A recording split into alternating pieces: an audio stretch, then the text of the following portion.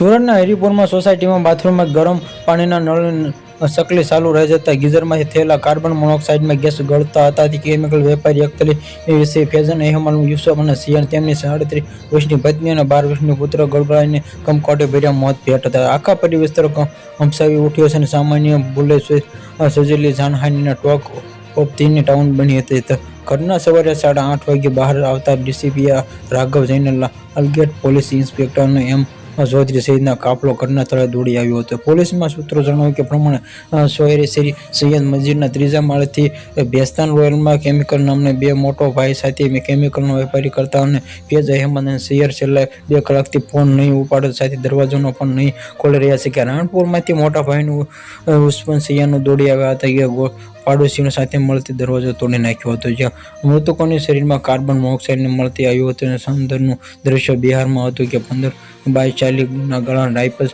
પ્લેટમાં હોલપાર કર્યા બાદ વચ્ચેના આવતા કિચનમાં 12 વર્ષની નમૂનાની લાશ પડી હતી. જ્યાં આગળ જતા બેડરૂમની નીચે ફૈઝ અહેમદ અને તેમની પત્ની મુબીનાનું 37ની લાશ પડી હતી. જે ત્રણેયના ડ્રેસમાં જતા અને તેમના મોઢામાંથી ફીણ નીકળી રહ્યા હતા કે ઝેરી દવાના ગટકાવાની આશંકાથી દોડધામ મચી ગઈ હતી. ત્યાં પોલીસ ઉતાવળે ફોરેન્સિક નિષ્ણાતોને તેડાવવાના મૃતકોના શરીરમાં કાર્બન મોનોક્સાઇડ મળી આવ્યું હતું.